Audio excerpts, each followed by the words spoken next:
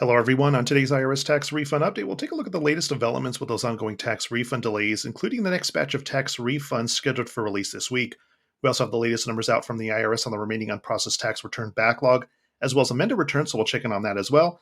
And we've passed a key date for those still waiting on refunds, so we'll take a look at that, and some major causes of those refund delays.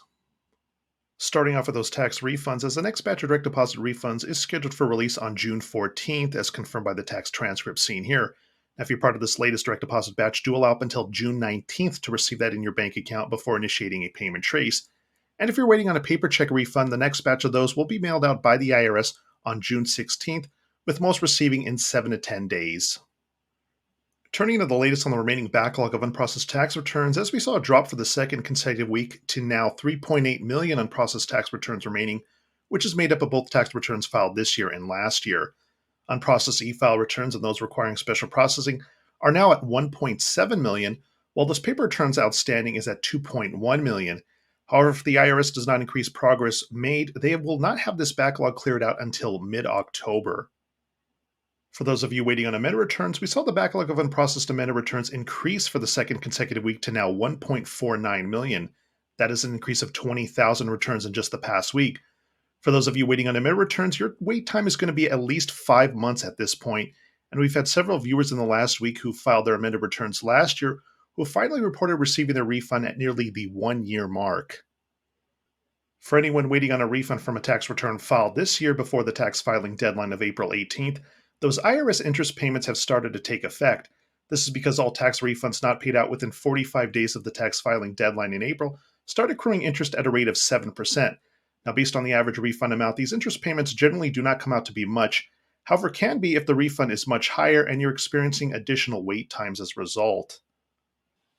It also has to be noted for anyone receiving an interest payment of $10 or more on a late refund from the IRS that those payments are in fact taxable and must be reported when you file your 2023 taxes next year. Anyone receiving an interest payment from the IRS will receive a 1099-G form from the IRS in late January, and it must be reported on your tax return as income received.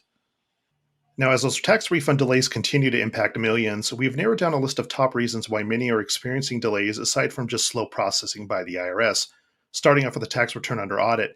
Now, if you claim the earned income tax credit, and even if you claim this credit before with the same dependents, your delay may be as a result of an audit. It is very important to respond and submit to any documentation requests by the IRS needed to complete the audit and issuance of that refund. If you're claiming the fuel tax credit, expect to wait extended periods of time due to the amount of fraud associated with that credit.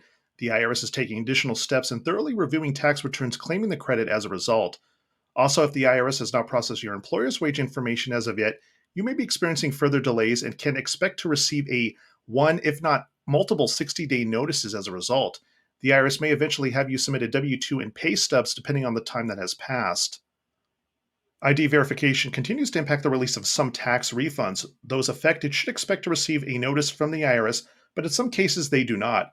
So it is important to check your tax transcripts to see if the IRS has issued you any notices with a 971 tax transfer code listed.